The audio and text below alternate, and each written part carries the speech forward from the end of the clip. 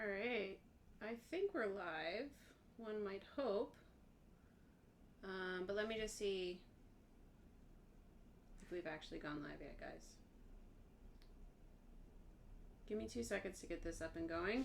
Eric isn't here yet, so that's going to be interesting.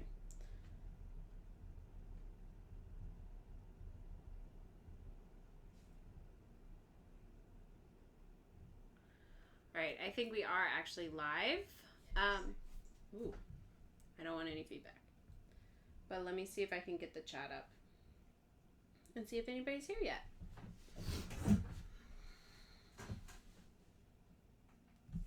Nobody's here yet, guys. I'll just wait. So today we are going to be talking about The Circle, which is a book by Dave Eggers. I think the first time I read this was in 2015. So I've read it before. I enjoyed it. But when they said that the movie was going to come out and we were doing this, Eric was like, let's do a book club or let's do a nerd club because we may not read books all the time. And I was like, okay. And of course now he's not here. So I can say anything I want about him. But yes, so he should be here shortly. Actually, I just heard Dexter bark, so that's a good sign that he's probably here and we can get started talking about this. I don't know how many people actually picked it up and read it, or maybe people had read it before. But yes, so today we are going to be talking about this book, and we may even get a little bit into the movie, which we saw on Saturday. Seems like forever ago, but we saw it on Saturday. So, let's see. So if we, I'm waiting to see if any questions are going to come up in the chat room, but I'm happy to talk at length about my thoughts about it. We're going to be definitely talking about privacy and technology and concerns that we have in the modern age. A lot of the things that we take for granted are brought up in this book. So there's plenty to talk about, plenty to think about.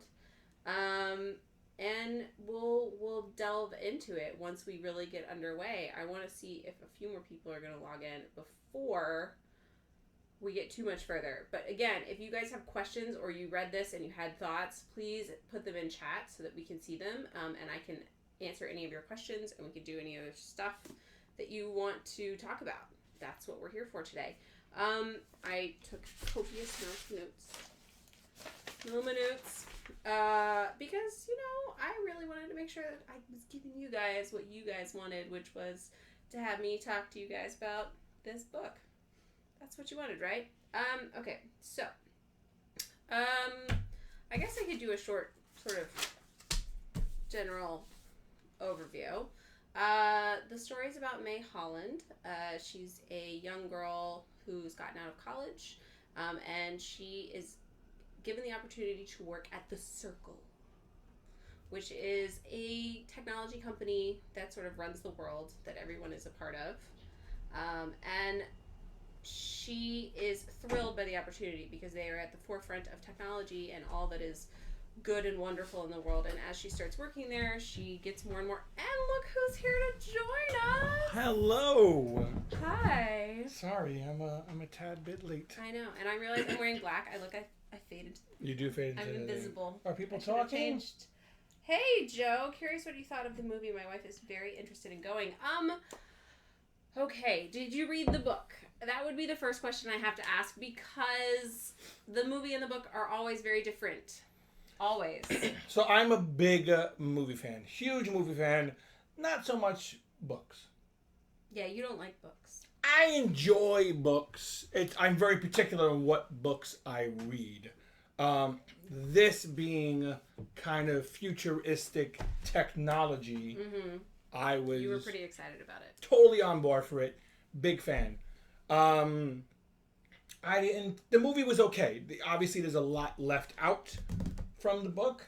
Anytime you have an adaptation of a book to a movie, there's going to be things that get left behind on the cutting floor, and it always comes down to, were the things that were left behind critical to your enjoyment of the story?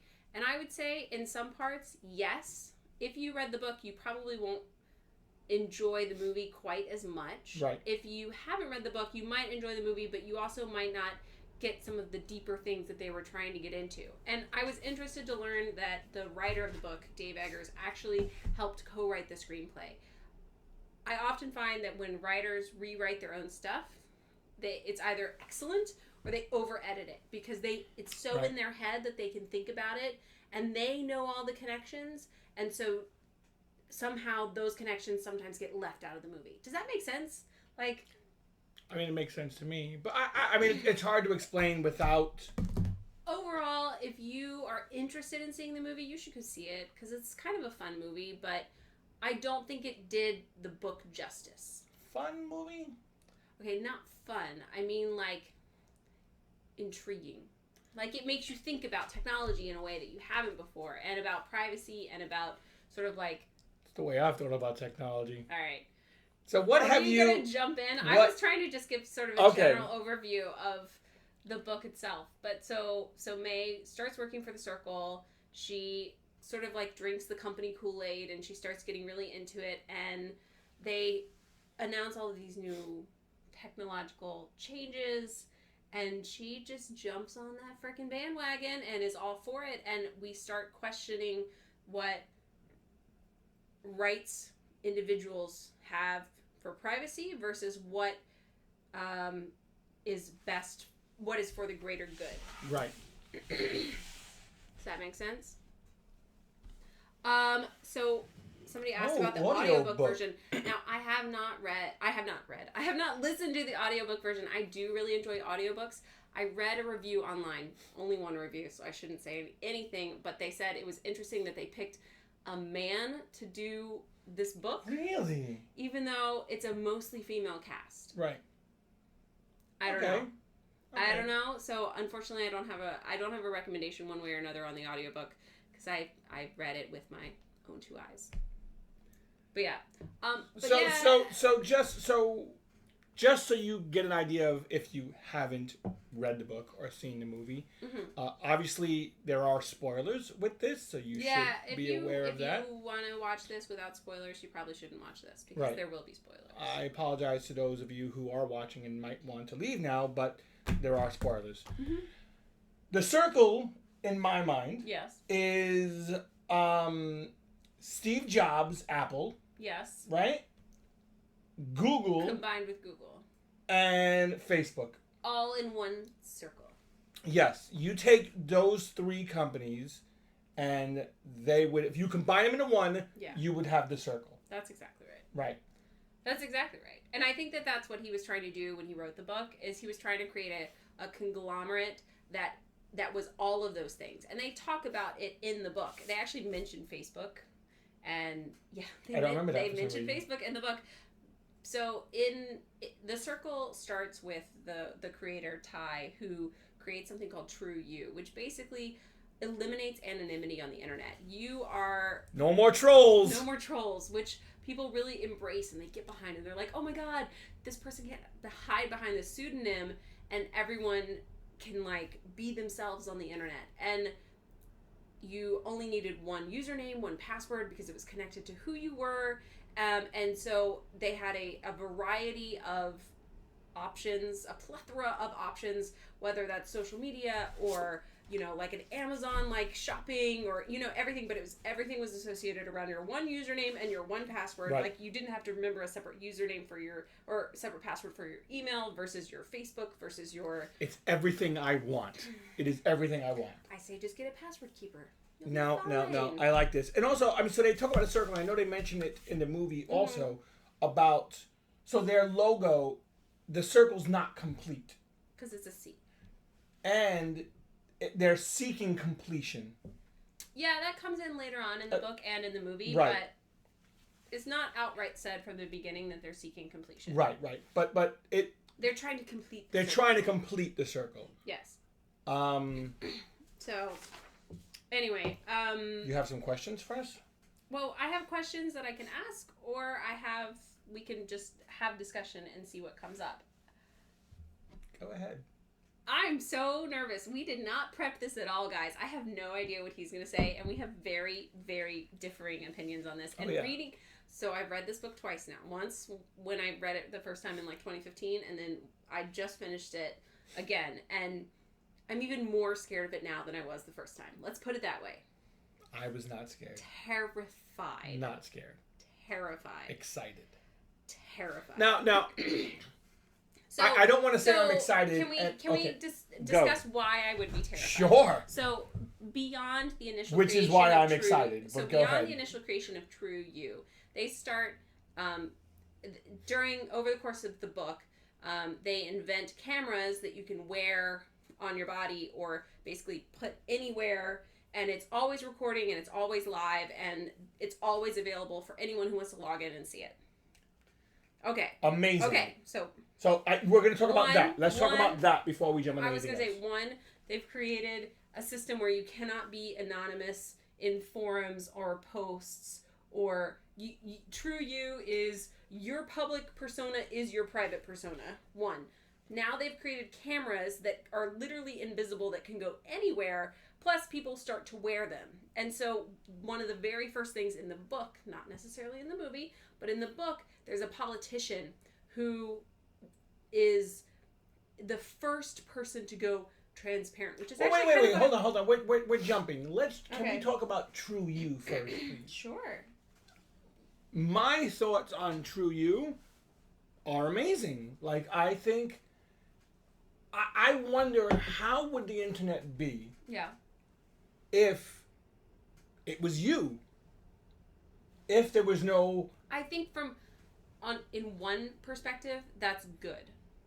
Because it eliminates trolls and it makes it easier for people to access things on the internet. One of the analogies that they use in the book and they use in the movie is, why would you have 87 cars to do 87 different errands? Why wouldn't you just have one car and do all your errands? Which I think is a good analogy. And when you say it like that, it makes complete sense. Like, you should only have one thing in order to do everything you need to do.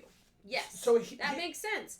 However... Okay, you're going to go into the however. Go ahead. No, go ahead. No. My thing is, if you were to do something on the internet, I mean, truly something illegal, you're most likely going to get caught. Okay, yeah. No, I mean, yes, you can have some kind of tunneling system and VPN, proxies, all that stuff. You can have all that stuff. There's still a way that there's a good chance that you will be tracked down. Somewhere, somehow. Something. Right? You would get rid of that. So, I mean, if you're not doing anything truly illegal, how is this a bad thing for you? Because you don't always want to be watched all the time. It's not a matter of being watched. I see, this is where we disagree. I feel like we are watched. I feel like, once again, if the government, whoever it is, really wanted to know something about you, considering we are online, it will happen. Okay. Whether you're your real name or some other alias. They can find out about you. Right? Like, that is just going to happen. Okay. So, if you're taking that out of the picture and this is who you are, what's wrong with it? What do you, or maybe you can't say, but what do you do online now where you're just like, oh, I don't... We're not saying people can search for you and know everything about you. I'm not saying that in and of itself is a bad thing. I think it becomes a slippery slope. So first you give up anonymity online, and then the next thing you give up... Well, we're just talking about that, but we're just talking about giving that up. So when you log in, it's who you are. Does it mean that...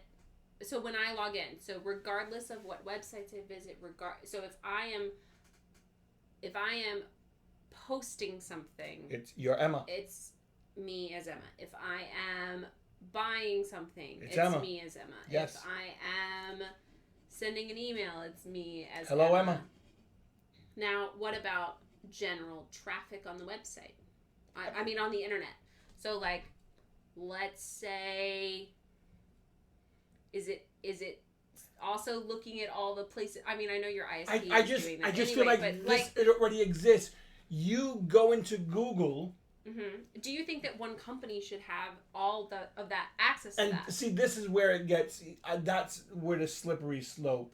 Right, because as soon as one company has access to all of that information, mm-hmm. they are not working in your best interest. They are working in their best interest, regardless of if it's a company or a government or whatever. They are working in their best interest, whether that's for the bottom line, for national security, for whatever they're going to say it's for. It's not that I don't trust being online as myself. I don't trust the people who are tracking my singular identity. So let me just Does that make say sense? yes. For the sake of this discussion, I'm going to play as devil's advocate here. Well, I knew that. I just think I knew this was going to be a fight. I'm going to be so hyped up after this is over. That's fine. Deep breaths. I'm going to sleep in the guest bedroom tonight, most likely. Yes. Devil's advocate saying Google knows this stuff about you already. And the government knows this stuff about us already. So then I don't understand. So you want this false sense of security? Is that what you're comfortable with? But I have the ability, if I want to, I can go make a new email account. I mean, of course, but where did you make this email account? Where are you checking this email most of the time? In this location? So they still know that it's you. Correct, but it doesn't mean that the person I'm emailing with knows that it's me, or it doesn't mean that the crappy website that I am just trying to put all my spam mail in one email instead of getting it in my main email, that they know that I'm that one singular person. I don't want to get 50 crappy spam emails a day. Well, I would rather my important emails go to one place and my spam emails go to another place that I can ignore. You're saying spam emails. I'm just using it as an example. Right, but spam emails, I know who's spamming me. This is now a problem. You cannot spam. With True You, I would feel like it eliminates spam. Who's from spamming other me? companies? A company is still going to be a company, and but they're I still feel going to like send you stuff. with things like that, I feel like that would kind of be. You wouldn't have as much. This would be a problem. I feel like if there was something like True You and you're really putting yourself out there, companies are then held accountable for inundating me with garbage. Like that's really what I envision. Because it's really you are cutting down on garbage. All right. I get a message, it's from something I truly care about and want. Okay. I'm going to say that we have to continue moving because literally we could talk in circles. That is true. You won't secede your okay. point. I won't cede my point. Nobody wins this So one. True You, we differ. Yeah. Are you kind of leaning over to my side or no? We differ on everything. Okay. All right. This is going to be very contentious. I'm telling you that right now. So now let's talk about the next thing that the circle introduces, which is Sea Change, which is their video camera system that they can put that are tiny, that can go anywhere. And the way that they introduce it in the book and in the movie is by saying, think about the revolutions, the humanitarian crises, the the refugee status, think of all the sort of world crimes, people being upset about what's happening in Syria, people being upset about... Wait, did they go there first, or did they go to climbing Mount Everest? They do both at the same time. Okay. So, first, there's the human rights implications of having cameras everywhere and being able to capture, without needing physical cameras in your hands, humanitarian crisis. Then there's also the experience that people can have through watching videos, whether that's climbing Mount Everest or scuba diving in the Great Barrier Reef or X, Y, or Z. For people who could not physically do those sorts of things, they can have that experience without having to leave their homes. So as people who live part of our lives on camera, this is the one I have a little bit of conflicted emotion about. So when you read this book originally, we were not vlogging, doing Condition Nerd, and I thought it was an okay idea. And now that we do Condition Nerd, I think it's a terrible idea. Interesting. I think that this concept is awful. I love it. So it goes beyond just having cameras everywhere. It's the fact that the cameras are on and recording and available and live all the time, and nothing that is ever recorded is ever deleted. They talk about I don't know the exact terminology, but basically like knowledge is for everyone. Right. Like you can't not share this knowledge if you have this knowledge. So thus nothing can ever be deleted. Everything is always available to everyone, even things that you don't want to see. And they have very specific instances in the book and in the movie of things that you really wouldn't want to have out on the internet, and they're like, well, it is part of human life, so therefore it is captured and it is saved and it is shared. And that is where I think it's a problem, because it becomes kind of mandatory. He said it first, not me. And that is my problem. First and foremost, I love the technology. Okay, I'm not talking about the technology. But I'm saying, talking about the implications. Right. I think the mandatory part, I love the idea of cameras out in public. Oh, okay. Being able to access and see things all the time. Mm-hmm. That I love. Mm-hmm. Seeing the ocean. If there is a camera on top of Mount Everest, something, looking at the barrier reef, just things like this, a camera near a volcano. Mm-hmm. Public cameras, I think, would be amazing. Okay. Love everything about it. They have those already. Not like this. They have those already. Not like this. Not readily available. Okay, so great example of this is the inauguration of Donald Trump.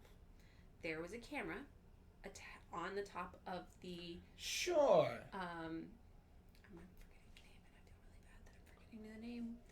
There was a camera overlooking the mall, and you could see what the crowd size looked like. And it was an opportunity for people to see what it really looked like versus what media outlets were saying. Right. I just like the idea of seeing things like that. Now, the being mandatory, I think that's a problem. That is the one thing I think is a problem. But I like the option for if someone wants to do that.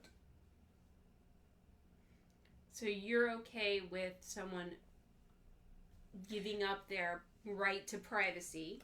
You know what it is? It's what's that movie? The Truman Show. Truman Show. Which is another movie I think about a lot. I think about it a lot. Well, it's real world. But he didn't know. Right. That's once again where it's bad. But we're going on to something else.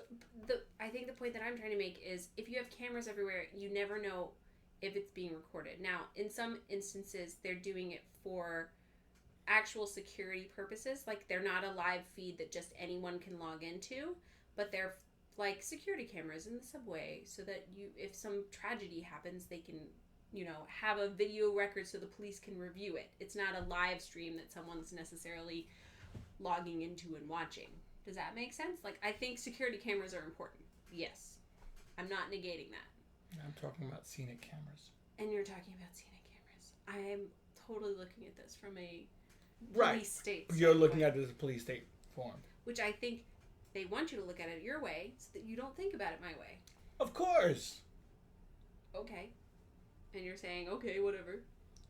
I don't think it's a problem having cameras in public. That's what I really don't see a problem. Okay. So my next question to you is, do you feel like that having cameras and watching things online, like you do social media, beyond just cameras, but social media in general, do you feel like you are less active because you're on social media?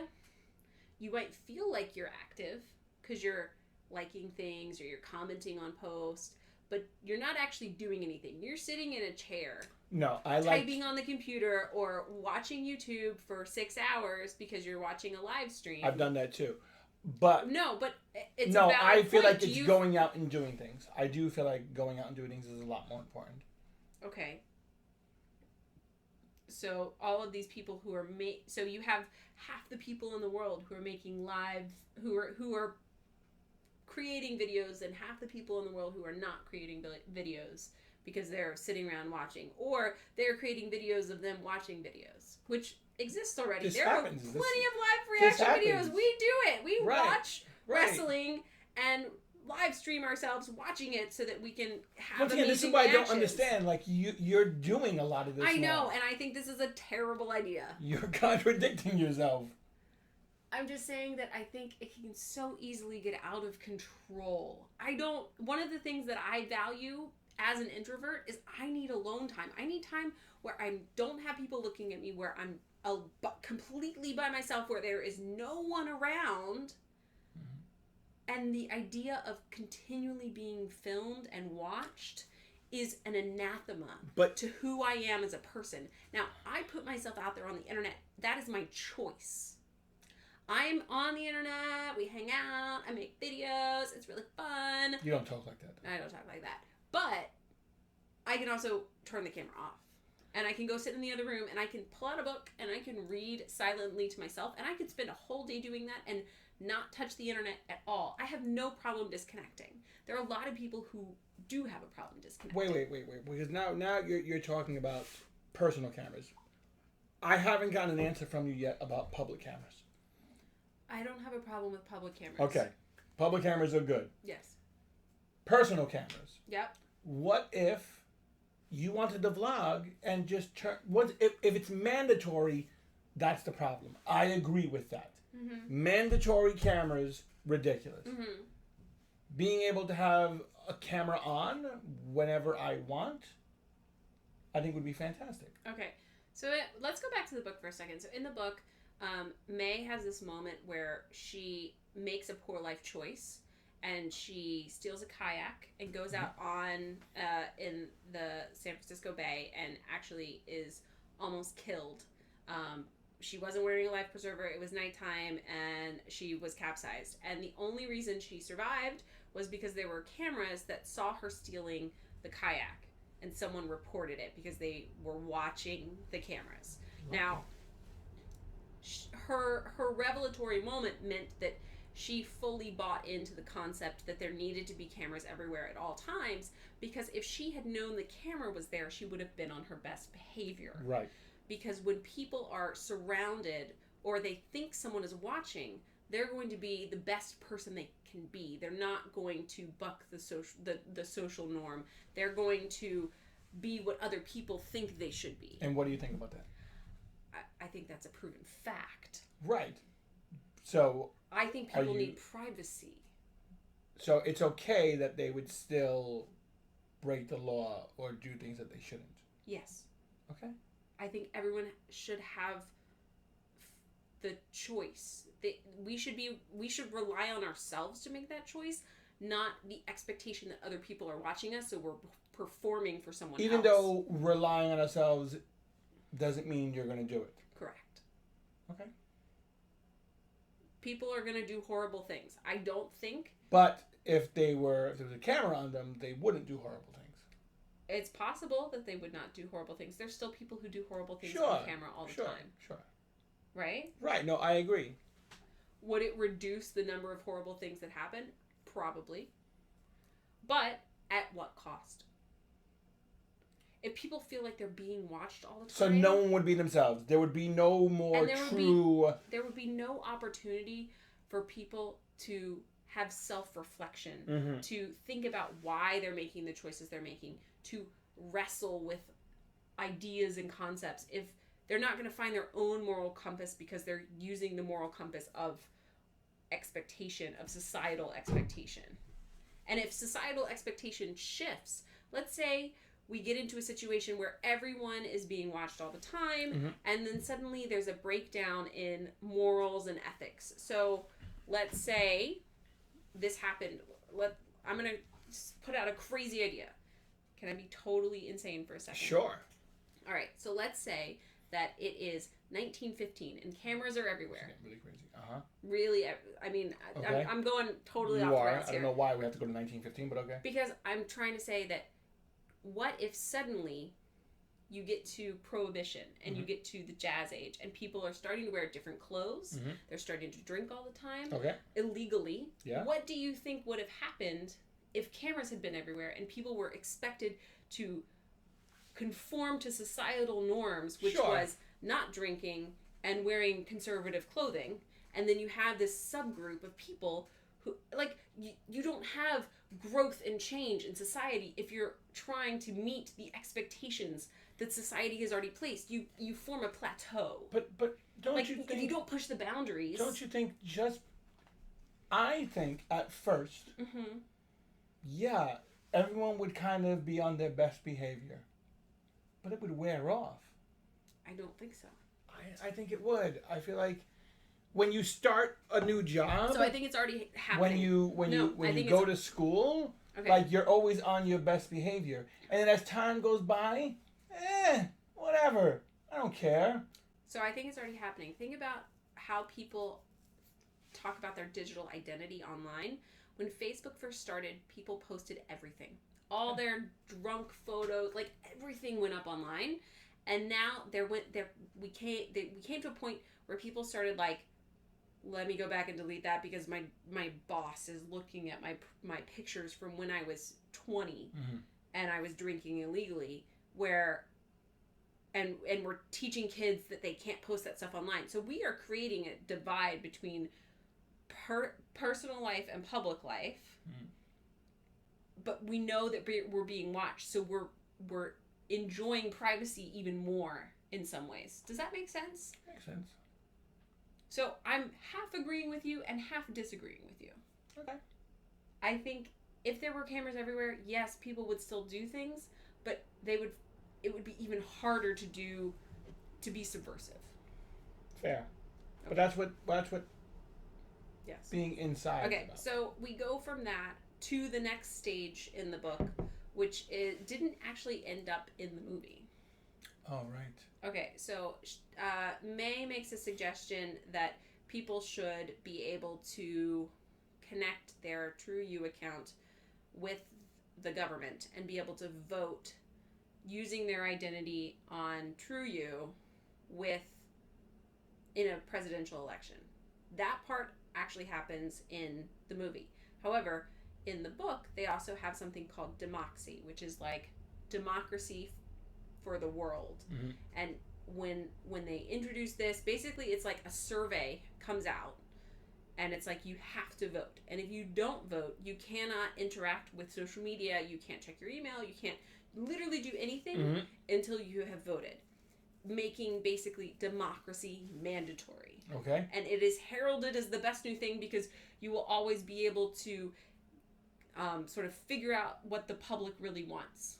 And it can be anything from, do you like avocado toast, to should we bomb this insurgent camp? You're saying this like this is a bad thing. Is that where you're going with this? Democracy, the idea that democracy is mandatory it is counterintuitive. Democracy means you have the choice to not participate. Sure. I love the idea of voting. Write-in. Okay, so the problem with that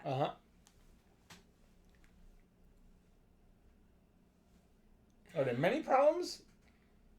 I think the stream froze. Okay, maybe not. All right. The problem with that is if you are using your real identity to vote. Yes. And in the book, it's public who you vote for. Once again, so there are things that I want to tweak. Sure. What happens if you don't vote? Just a question. Yes, I could see how it's weird because they know who didn't vote. Right. And they know who voted. Right. Whereas the system we have now, you vote anonymously. Yes. Okay. I wouldn't care. You say that until a person is elected. Right. And then is able to find out everyone who voted for him and everyone who didn't vote for him, and he persecutes the people who didn't vote for him. Immediately, the government is out of control. Right. In a mandatory voting society where people can see who you can vote for, that is a ludicrous idea. I think it's ridiculous that you would persecute me for not voting for you.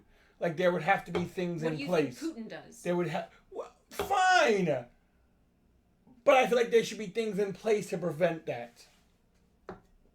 Yeah, until they send out another survey, and you can't do anything until you've freaking towed the party line.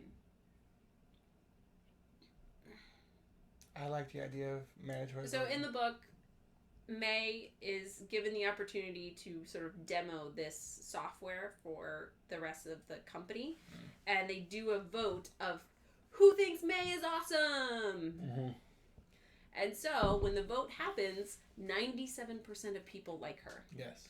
They give her a smile, and 3% give her a frown. Now, she gave herself a frown because she thought it would be funny and no one else would give her a frown. Right. But then she started doing the math and crunching the numbers. And she's like, well, there's X amount of people on campus, and if you figure out what 3% of X is, then that means there's 370 people who don't like me. And her brain starts worrying of like, who are they? Why don't they like me? What can I do to make them like me? Is that person one of the people? Mind you, this is what she was trained to do when she was doing customer service. In the book, they do a lot of numbers, a lot of statistics. There are very specific data points throughout, and I think it's supposed to be indicative of how we currently are using big data to sort of map people, which is how they use it in the book.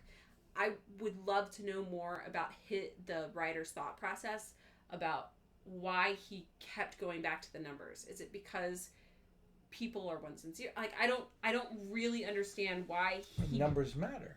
I know numbers matter. No, but I think I'm missing the metaphor is what I'm trying to say. Okay. I think that there's something that I'm just missing, and so maybe someone can tell me what that is, but yes. Also in the book, they do a lot with ranking. Like it just said, like 97th percentile. So in the book and in the movie, they have something called party rank, which is where you rank within the company. And the more you engage on social media, the more you attend events, the more you do well at your job, the more involved you are, the higher your party rank is. I mean, it's what goes on right now with everyday life. But there's not other people to like you and rate you higher. Mm-hmm. If that becomes all consuming, then what are you doing for yourself? Right. You know, we're living in a society where celebrities are made because of social media. Like actors who have higher social media followers are more likely to get cast in a job because they can leverage more people. Right. Which is our own version of party rank. Right. But I think that's absolutely horrible. And in the book, they go beyond just the circles party rank, and they talk about how you could rank your child academically in your state. And you could figure out, well... And that takes place now. But there's not like There's a number attached. You're in middle school, and especially if you're in private school. Yeah, like, you're taking tests. You're being ranked now. But I just think it's a bad idea. But it's happening. This book doesn't make anything up. No, it exaggerates what's currently going on. I need to check the computer real quick. Keep talking. Yeah, so, I mean, it's just exaggerating what's going on right now. None of this is, wait, what? This is ridiculous. How is he coming up with these weird ideas? Sorry. No, he's not coming. He's taking it to an extreme as a teaching tool for us, so that we don't get to a point where this happens. So okay, so let's go forward a little bit more. The next thing is they look for what's the name of the finding program? Oh, search. Sorry, hold on.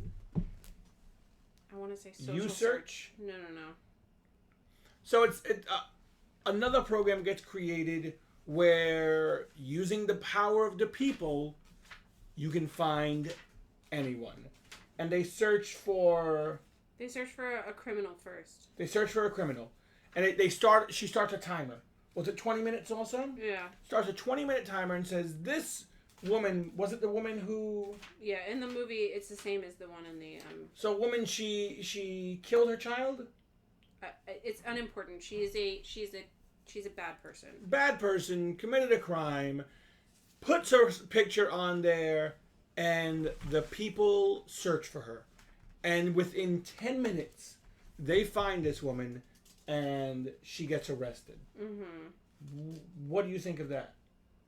I think that's terrifying, and I hope it never exists. I agree. It is terrifying, but it kind of exists.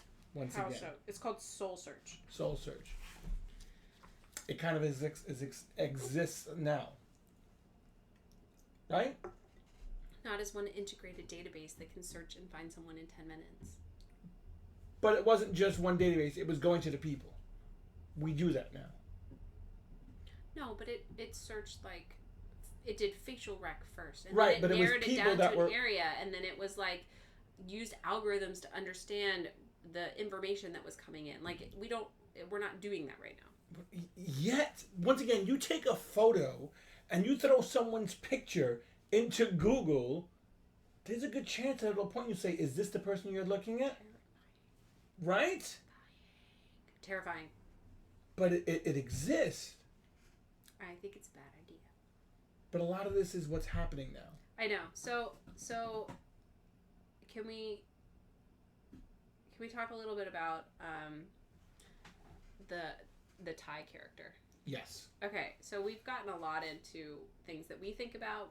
I feel like we haven't really talked a lot about the book itself. In the book, Ty is one of the founders of the Circle. He's like the Mark Zuckerberg wonderkind brainchild of True You, and then he has two other partners, Stanton and Eamon Bailey. Yes. And basically Ty fades in the background. Now, throughout the book, May meets this mysterious person named Calder, who is extremely mysterious, and she's intrigued by his mysteriousness because she can't find him in any records. Like, he doesn't have a telephone number, like all of this stuff, which it's interesting that she finds him so interesting when he's so mysterious, because she should not like that, because she only likes she likes the fact that everything is transparent and open.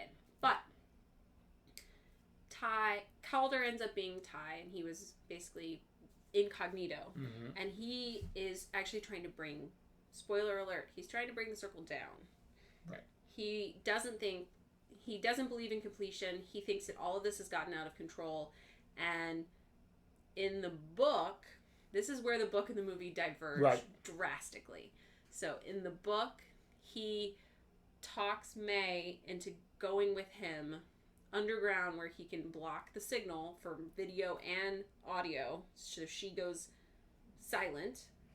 And he tries to convince her to read aloud something he calls the rights of humans in a digital age. And it's a list of things that he thinks should be mandates for privacy, for... I marked it in my book because I thought it was important. We must all have the right to anonymity. Not every human activity can be measured. The ceaseless pursuit of data to quantify the value of any endeavor is catastrophic to true understanding. The barrier between public and private must remain unbreachable, and we must all have the right to disappear. And she decides to turn him in and instead fully embraces the Circle completion, even though it means that she is no longer close with her parents. It means she's no longer close with her friends. In her mind, the Circle being complete means that eventually all distances will be breached, and she will become close with them again eventually, because everyone is mandated to be part of the Circle now. Right. In the movie, and Ty is such a non-character in the movie. Non-character in the movie. He helps her release all of Stanton and Bailey's emails, and their private emails, and their private emails, and their secret code-worded emails to the public, and basically brings the Circle down. And she also, makes some weird... She brings down the machinations, so to speak, and brings it to the people. She tries to make it a true... Right. Open society. Source Circle. Which is crap. Yeah. I was unhappy with the ending in both situations. I like the ending in the book a lot. Okay. But terrifying. Overall, it was really terrifying. I enjoyed the book. There are certain things in there that I really would like to see. There are parts of the technology that you think are cool. It's not that you want a police state that's watching No, I don't you want a every move. police You don't state. want mandatory, No. required, always on. No. Like, that's an impossible way to live. I agree. You have to have private time. You do need private time. Bless you. Bless you. Thank you. I do strongly believe in private time. But I like the voting. I don't think the cameras. voting through your digital identity is a good idea. I think voting still should be done in private, in secret. I like the idea of voting. I don't like the whole thing, like you said. Well, then they can come after you because you didn't vote for this person or that person, and so on and so forth. Yes, it's an impossibility to have it run smoothly without any ridiculous repercussions. Right. So but in a dream world, there's no way to do a secret ballot if you're doing it digitally. In a dream world, if people weren't complete jerks, something like this could be People amazing. are always complete I know, jerks. and it's unfortunate. Always complete jerks. So, I also want to talk about permission. Permission to film, which you want to have cameras everywhere. What if someone doesn't want to be on camera? So, in the instance of May's parents... In privacy or out in public? I am talking about... We live in New York. There are cameras everywhere. It's a really weird topic to talk about. Because, so, public domain, yes. I think cameras in the public domain, that's fine. Yes. I think it is... But I think that there's all of this is about where do you draw the line? And how do you draw the line? And how do you know when you've gone over the line of what is allowed and what is not allowed? What feels like it belongs to you and what belongs to the people. Yes. So there's a character in the book, Francis, who isn't in the movie at all. And Francis ends up filming himself and May having an intimate moment. I won't get too explicit there. And she wants it deleted. And the way of the circle is nothing is ever deleted. So this intimate moment exists in the cloud that anybody potentially could pull up and access, but she doesn't want it. She doesn't want it to exist, and there's nothing she can do about it. And it was filmed without her permission. Right. What do you say to that? I think that's ridiculous. What do you think is ridiculous? That shouldn't be filmed without her permission. Once again... But what if they were just sitting having a conversation? I feel like you should still let someone know. If they're being filmed. Right. If you're not in a public space. Okay. Fair enough. The other time that I found it egregious that they didn't ask permission first was when May goes to the med bay the first time. I call it the med bay. They're not on a ship. It's not a ship. Okay.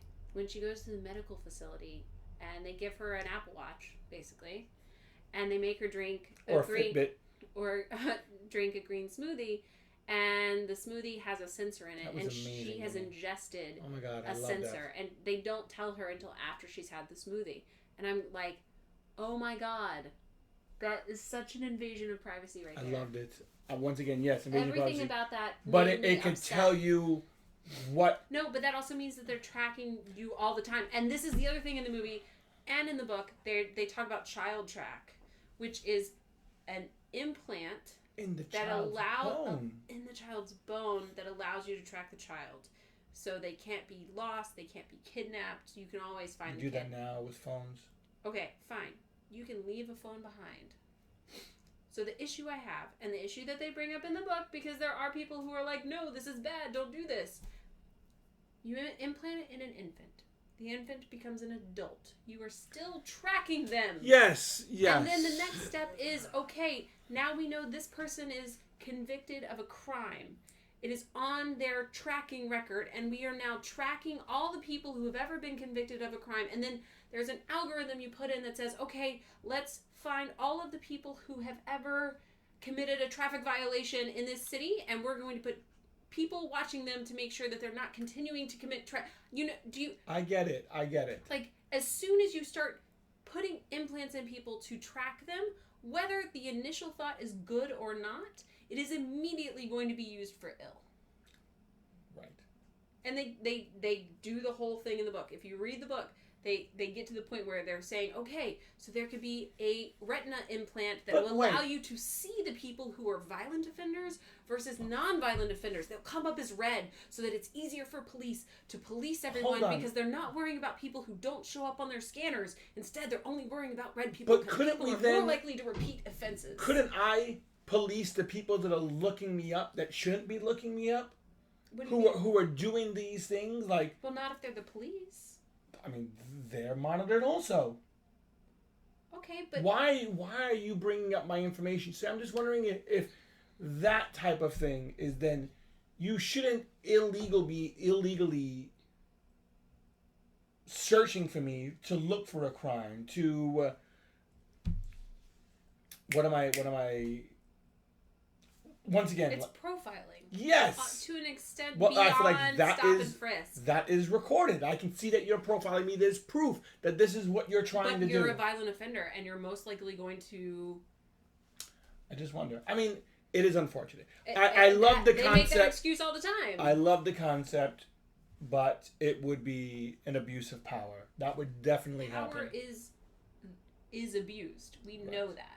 There's no way that it's not abused. It's a question of where and how do you draw the line in the sand in order to allow for this technology to exist but not be abused. And I don't know that we have, as a society, have found a way to do that. And this book is a warning to us to say, wake up, pull your heads out of this sand and think about the things, the amounts of privacy that you are currently giving away, and how are you... going to stand up and say, okay, enough is enough. What is it? Absolute power corrupts absolutely. Yeah.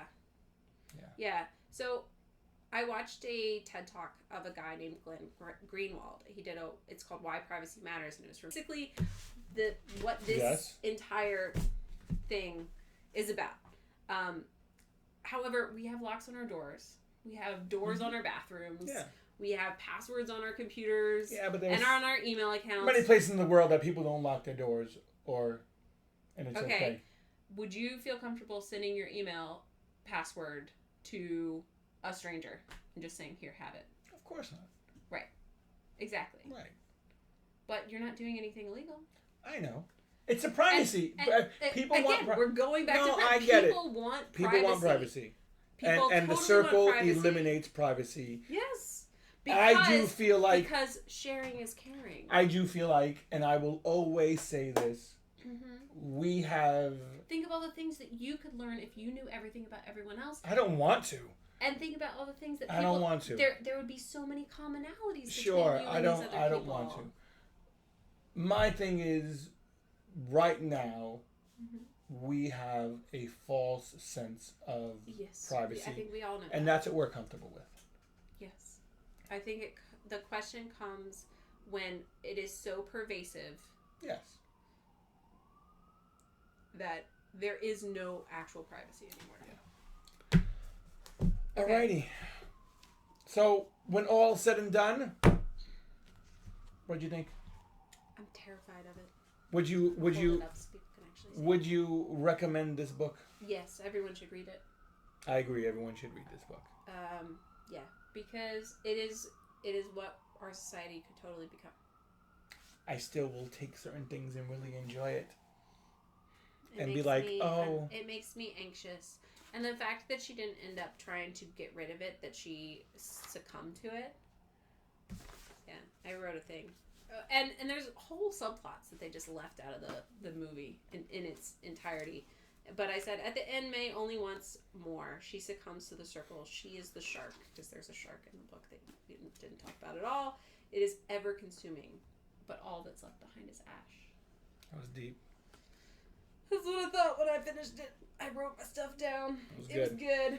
And I just, there's so many things. I really enjoyed it. That are just so over the line.